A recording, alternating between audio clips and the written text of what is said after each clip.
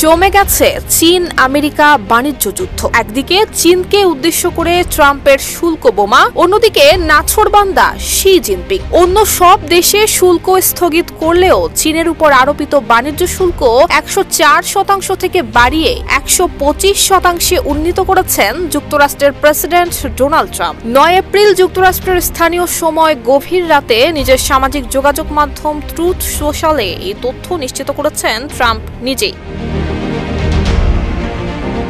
পাল্টাপাল্টি শুল্ক জারি করে যুক্তরাষ্ট্রকে চীন অসম্মান করেছে বলে অভিযোগ করে ট্রুথ সোশ্যালে পোস্ট করা এক বার্তায় ট্রাম্প বলেছেন, বিশ্বের বাজারে চীন যুক্তরাষ্ট্রের প্রতি যে অসম্মান প্রদর্শন করেছে তার জেরেই আমি যুক্তরাষ্ট্রের সব ধরনের চীনা পণ্যের উপর ধার্যকৃত শুল্ক বাড়িয়ে 125% করার সিদ্ধান্ত নিয়েছি।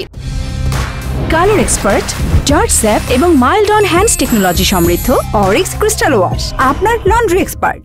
এই সিদ্ধান্ত এখন থেকেই কার্যকর করা হবে। চীনের বোঝা উচিত যে যুক্তরাষ্ট্র কিংবা অন্য কোনো দেশকে অসম্মান করার দিন শেষ হয়ে গেছে। চলতি বছর মার্চে প্রথমবার চীনের সব ধরনের পণ্যের উপর 20% রপ্তানি শুল্ক আরোপ করে ডোনাল্ড ট্রাম্প। পরে 2 এপ্রিল এক ঘোষণায় ট্রাম্প জানান, চীনের উপর ধার্যকৃত শুল্ক 34% উন্নীত করা হচ্ছে। পাল্টা পদক্ষেপ হিসেবে তার পরদিনই মার্কিন পণ্যের উপর 34% শুল্ক আরোপ করে বেইজিং। এতে ব্যাপক ক্ষুব্ধ হন ট্রাম্প এবং 7 এপ্রিল নিজের সামাজিক যোগাযোগ মাধ্যম ট্রুথ সোশ্যালে পোস্ট করা এক বার্তায় বলেন, বেইজিং যদি 8 এপ্রিলের মধ্যে শুল্ক প্রত্যাহার না করে তাহলে সব ধরনের চীনা পণ্যের উপর রপ্তানি শুল্ক আরো 50% বাড়ানো হবে এবং 9 এপ্রিল থেকে তা কার্যকর করা হবে।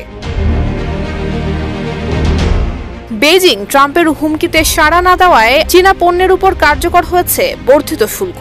এতে যুক্তরাষ্ট্রে চীনা পণ্যের উপর মোট আরোপিত শুল্ক পৌঁছায় 104%। এমন পরিস্থিতিতে চীনের বাণিজ্য মন্ত্রণালয়ের এক মুখপাত্র জানান, ট্রাম্প যদি তার এই অপমানজনক শুল্ক নীতি জারি রাখেন তাহলে শেষ পর্যন্ত লড়াই করে যাবে চীনও।